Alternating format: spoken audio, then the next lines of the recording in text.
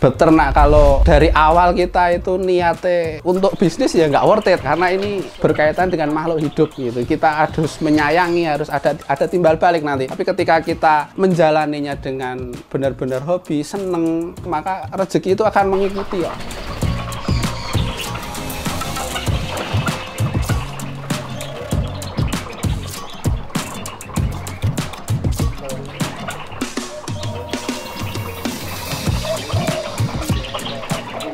Assalamualaikum warahmatullahi wabarakatuh. Perkenalkan, nama saya Ari Nugroho, pemilik Progrofarm yang beralamat di Dusun Nariban, RT 1, RW 7, Progowati, Mungkit, Magelang. Di Progrofarm ini kita beternak itu bebek Mandarin atau Mandarin Duck.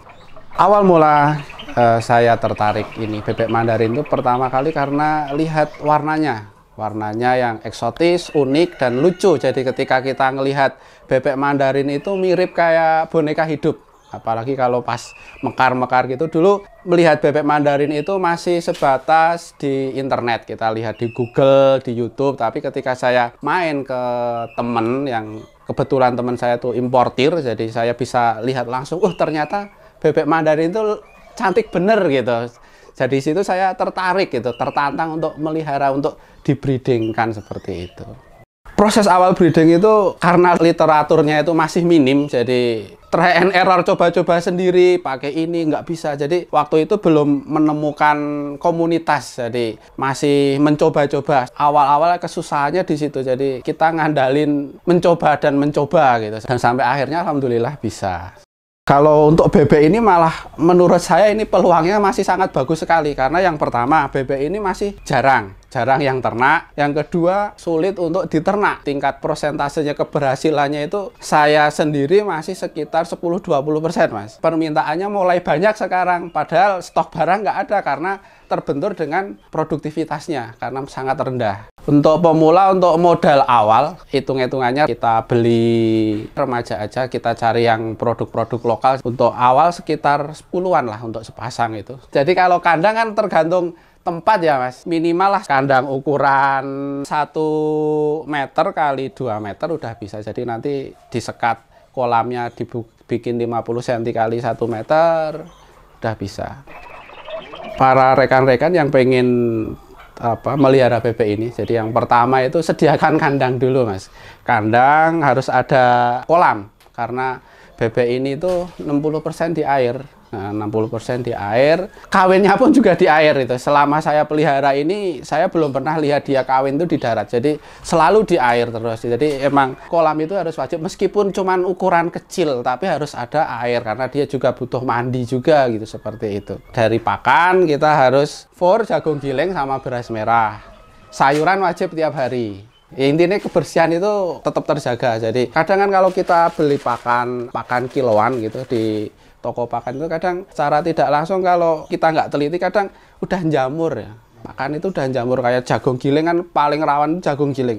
Jagung giling kerap banget jamur. Jadi ketika pakan berjamur indikasi kan nanti bebek ini sakit Mas. Ini rawan sekali. Jadi kebersihan pakan harus benar-benar diutamakan. Kalau untuk tempat juga bersih gitu. Karena bebek ini sering buang kotoran sembarangan. Jadi sebisa mungkin kalau misalkan kolamnya itu nggak bisa buang air, ya seminggu 3 kali lah dikora, atau seminggu 2 kali harus dikora. Soalnya nanti amoniaknya ini loh yang bisa bikin penyakit juga Mas. Kebetulan kalau sistem air di sini itu air ngalir Mas. Jadi di sebelah kandang ini kan ada selokan kecil, itu ngalir masuk kolam. Dari sini udah penuh dibuang lagi. Jadi perputarannya muter airnya. Tapi ini untuk mengurangi amoniak juga, bawah ini saya kasih ini ikan. Nah, fungsinya apa? Jadi ketika kotoran turun dimakan ikan, jadi amoniaknya nggak terlalu ini. Nah, jadi saling menguntungkan, ikannya juga bisa gemuk gitu. Karena pakan bebeknya udah protein tinggi ya, nah gitu. Kendalanya di produktivitas Mas. Jadi produktivitasnya itu masih sangat rendah. Saya juga masih belajar, masih mencari literatur luar juga gitu, gimana biar bisa menghasilkan produktivitas yang bagus. Minimal 50% saya udah seneng banget ini. Pengalaman saya, nah, jadi tahun kemarin itu nelurnya itu satu indukan itu nelur 10 sampai 12. Netesnya sekitar 2 sampai 3 ekor gitu. Jadi masih sangat rendah sekali.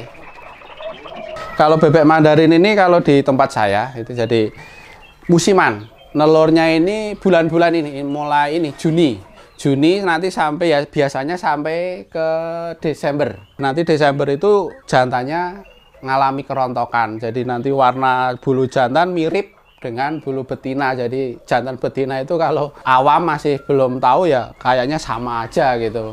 Siklus rontok itu sekitar 3-4 bulanan baru dia tumbuh lagi, punya bulu baru, nanti mulai produksi lagi seperti itu. Musim kayak gini nelurnya ini di glodok ini. Ini ada yang lagi nelur ini. Jadi ketika dia udah mau nelur, dia ini akan nyari sarang sendiri yang paling disenangi yang mana gitu. Jadi setiap itu beda-beda Mas. Tapi kadang ya ada yang nakal. Jadi satu glodok ini diisi 2 karena ini mungkin banyak ya Mas. Ciri khasnya itu ini bebek Mandarin ada berapa, ada 7 warna atau berapa ini. Jadi banyak, ada yang bikin menarik kan karena warna-warni, terus ada sayap samping yang ke atas. Nah yang menariknya di situ ketika sayap sampingnya ini lepas ya akan jelek. Untuk menarik betina kan yang ini sayap samping yang naik itu kan, nanti dia ada getar-getar gitu kalau untuk nariknya seperti itu.